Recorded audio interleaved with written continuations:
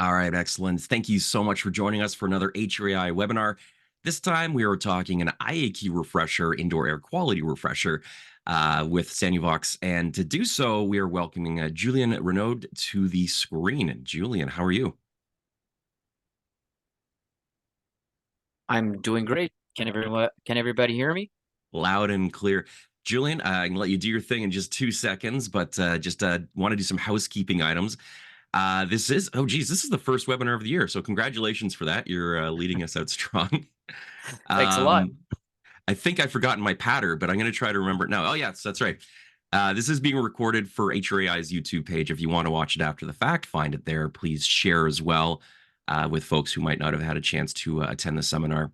It's also an open interactive webinar too. So if you have a question, you'll see at the bottom of your screen, there's a Q&A button. Pop it in there. I'll be monitoring that and kind of bugging Julian when it comes up. Or if you can pop it in chat too, and we'll take a look at that. There'll also be some time at the end to answer any questions that pop up as well. So without further ado, I'm going to hand it over, and I will be watching in the background. Perfect. Thanks a lot, Matthew. Good day, everyone. My name is Julien Renaud. I'm Trade Marketing Manager with Sanuvox Technologies for the past 3 years. So Sanuvox is a Canadian manufacturer that specializes in UV air and surface disinfection systems. We've been working in the field of indoor air quality and surface disinfection for almost 30 years now, since 1995. We are here today to talk mostly about indoor air quality and how UV disinfection is an important part, a crucial part of addressing poor indoor air quality. I also want to take the opportunity to thank HRAI, which is one of our trusted partners, for this opportunity to talk about this critical subject. Now it can improve your customer's life as well as your revenues. So here we go. So indoor air quality has always been the poor child of HVAC, especially when it comes to biological contaminants, which we call bioaerosols.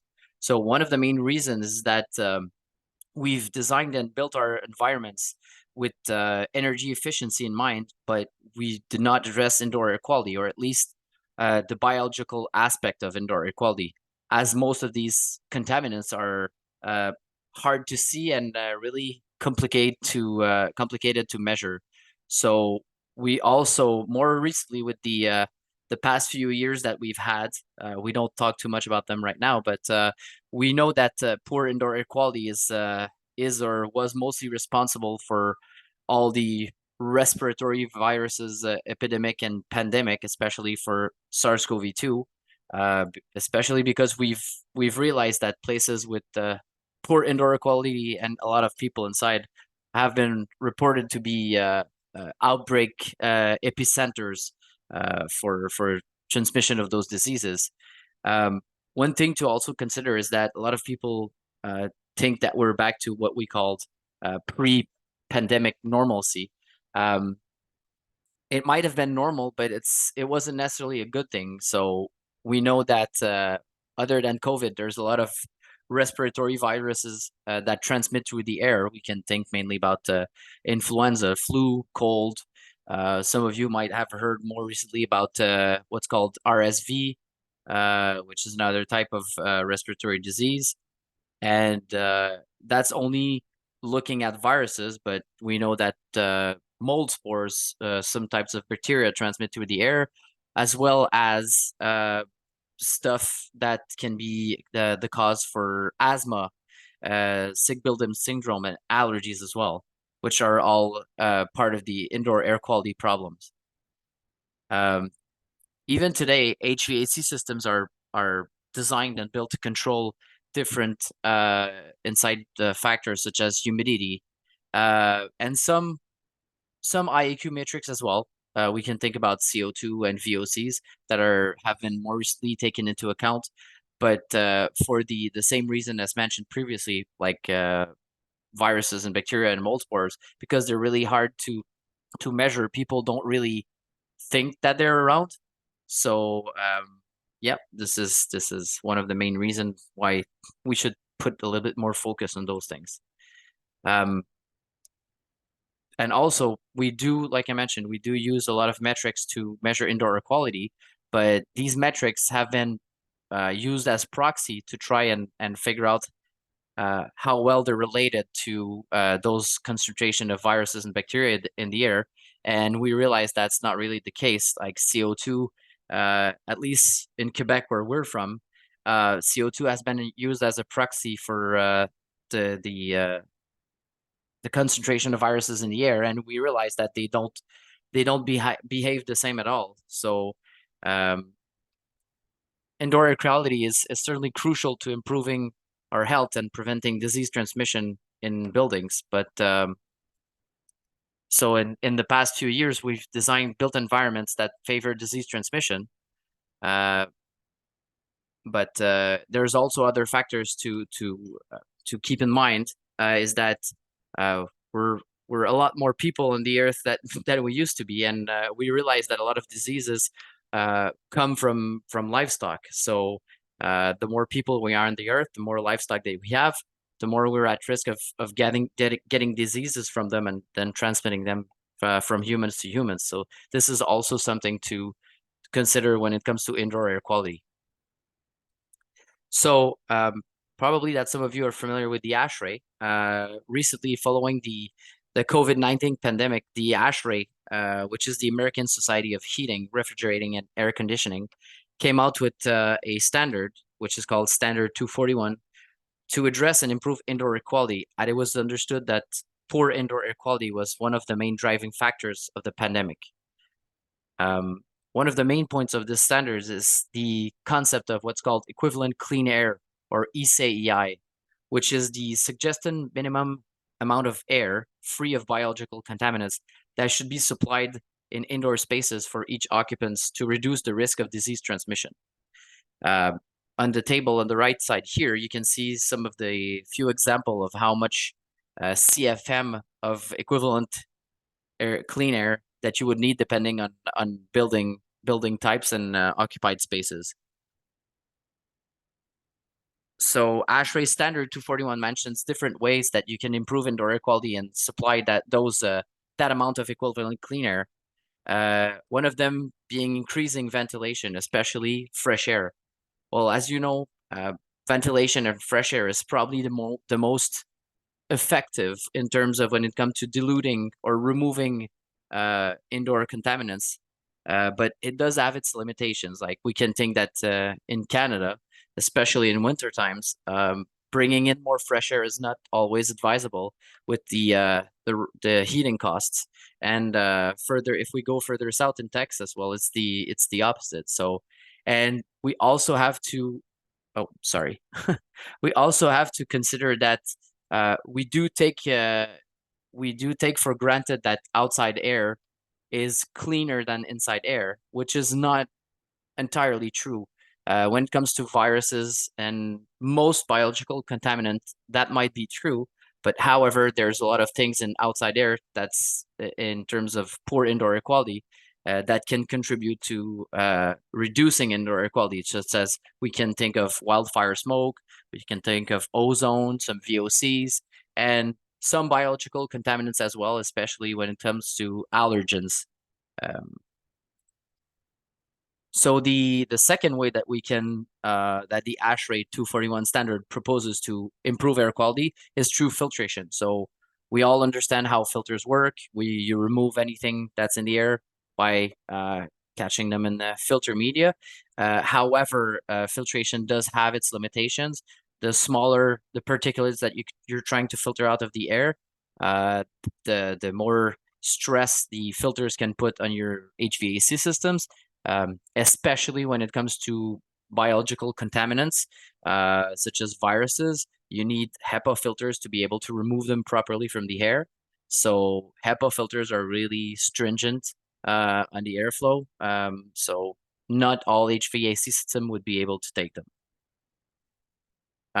Lastly, one of the last method proposed by Standard 241 to improve the biological aspect of indoor air quality is through disinfection of the air. So germicidal UV is one of the proposed and demonstrated effective way to improve indoor air quality through disinfection.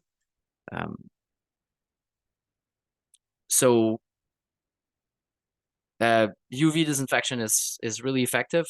One of the first time people realized that you were able to disinfect the air with UV is essentially that people observed more than 100 years ago that some petri dishes that had some microorganism growing on it, when you would leave them out on the sunlight, essentially sunlight would prevent anything from growing further on those petri dishes. So further, after a while, it was identified that it was out of all the electromagnetic spectrum that's produced by the sun, it's the UVC wavelength that essentially does that. So, and ever since that time, our knowledge of UVC has increased up to the point that for the past 80 to 100 years, we've been using UVC disinfection to disinfect water. It's also one of the main reasons why we have water bottles. It doesn't leave that pleasant chlorine aftertaste. So you can disinfect water and then put in sealed bottles. And we've also more recently been using it more and more for surface disinfection, especially in healthcare setting. So Sanuvox and some other companies have decided to harness that the disinfecting power of UVC and apply it to disinfecting the air as well. So the way that it works, if we go back to our physics basics, so UVC is essentially part of what we call the electromagnetic spectrum. It's the same kind of physical phenomenon from visible light all the way to microwaves, infrared, radio waves, and also X-rays and other types of radiation. So UVC is essentially the wavelength that's germicidal. And why it's germicidal is that we've realized that it's able to damage nucleic acids, so DNA and RNA, which is at the center of all biological molecules. So anything that's biological has DNA or RNA at its core. So essentially, by breaking out DNA and RNA, you're able to prevent those contaminants, those biological contaminants from reproducing. At Sanuvox, we also work with what's called UVV. So UVV is further, it's more energetic than UVC, and it has that particularity that it can oxidize and break down odor molecules and VOCs. So UVV can be used to control and reduce odors as well. So on that slide, you can see that there's a few reported health benefits from using UV to improve indoor air quality, ranging from reducing the risk of exposure to airborne microbes, such as COVID-19 viruses, flu, and whatnot, to also reducing odors and VOCs with photooxidation by UVV. And you can also think about improving energy efficiency, especially when it comes to disinfecting the surface of cooling coil in the HVAC system. So Sanuvox, there are multiple UVC systems already available in the market. So why would some systems be different than others on the market? Well, one of the main differences which would make the difference in a UV disinfection system is the way that it's been engineered to optimize the physical parameters and the UVC output of a system to be able to get optimal disinfection. So for example, on the slide here, you can see a picture on the right side of what's called it's a typical system installed on top of a cooling coil. So it's a cooling coil UV disinfection system. So because the coil isn't moving, it received the full intensity of the UV lamp 24/7. So it's really effective as disinfecting surface targets because, like I said, you don't need a lot of intensity because it just keeps shining on the surface 24/7, just preventing anything that would grow on the cooling coil. However, because the lamps are positioned cross flow, perpendicular to the moving air, the lamps themselves get cooled by the airflow. And we know that the UV output of a typical lamp is proportional to the temperature of the lamp. So if the lamp is cooled, you're losing a lot of UV intensity on whatever is in the airflow. And also because it's positioned cross flow to the moving air, you don't get a lot of exposure time of contact time. So this kind of system is really effective as disinfecting surfaces, not so much as disinfecting moving air. One of the ways that you can maximize and the exposure of the moving air, the intensity. I'm sorry, I'll go back just a second.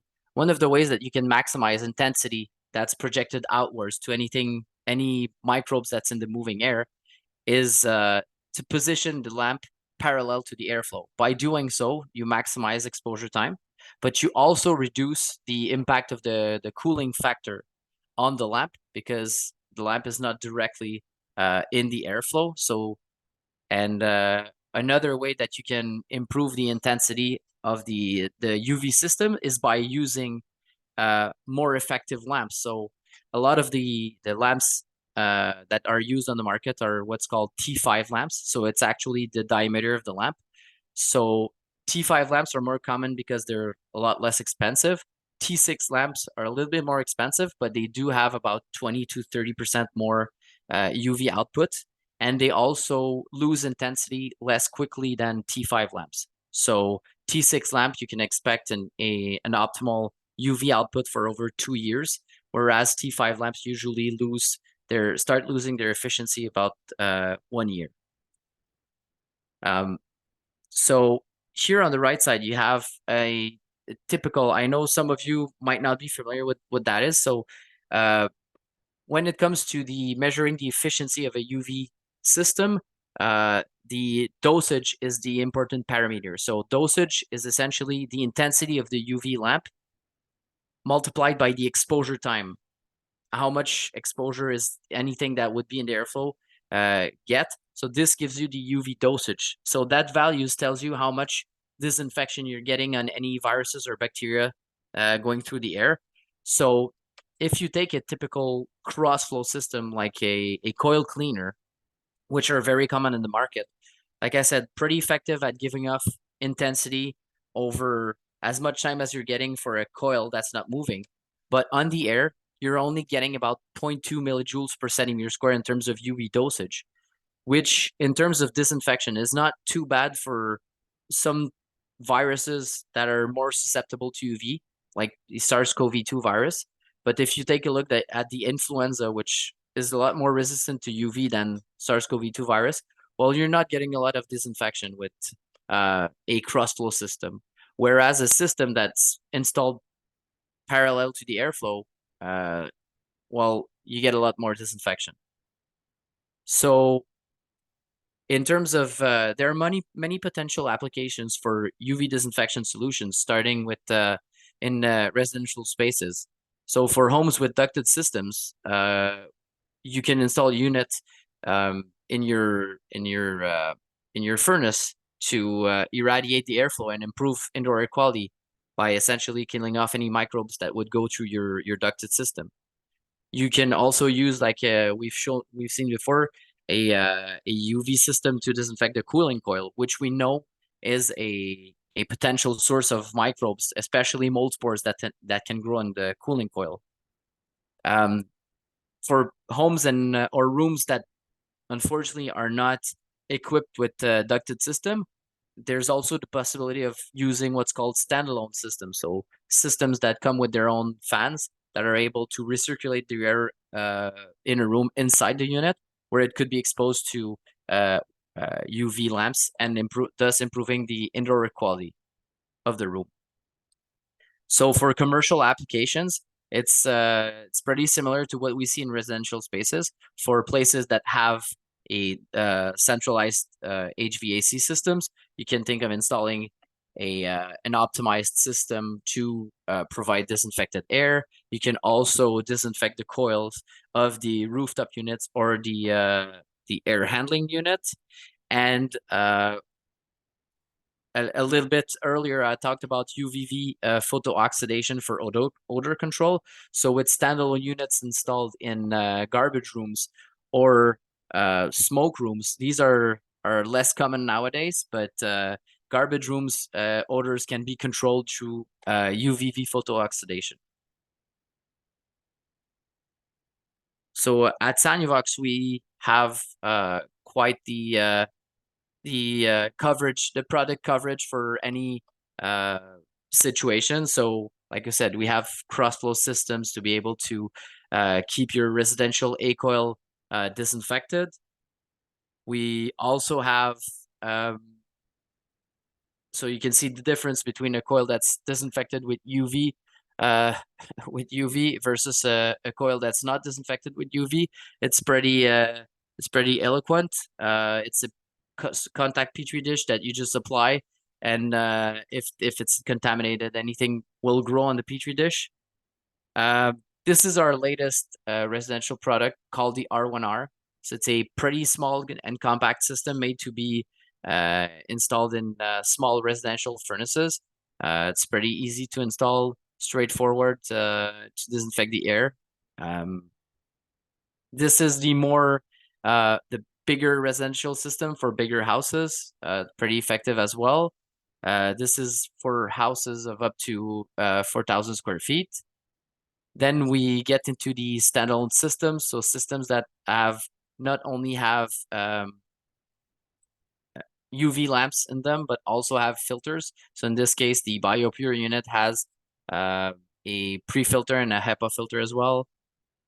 We have systems for suspended ceiling installation as well as mount installs, called the S100, pretty silent unit made for offices. The P900 is a standalone unit, like I said, that has coverage for about a small bedroom.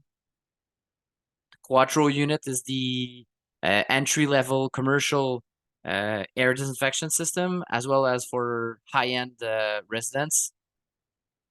And then we have the S300, which also combines filtration. So it comes with a Mervaid pre-filter, a HEPA filter, as well as 1 or 2 UV lamps. And it can also be adapted for medical applications. So we have a few hospitals that are equipped with these for patients that are immunocompromised as well.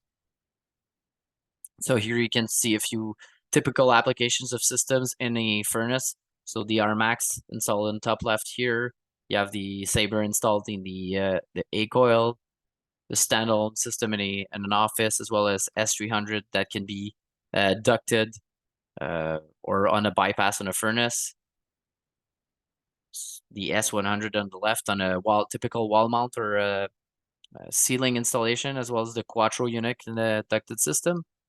So Sanuvox team is always available to help your team with any questions regarding training, job sizing, or providing marketing resources, or to be able to provide and promote the best indoor air quality solutions to you and your customers. We are also thrilled to have you join our Sanuvox Elite program.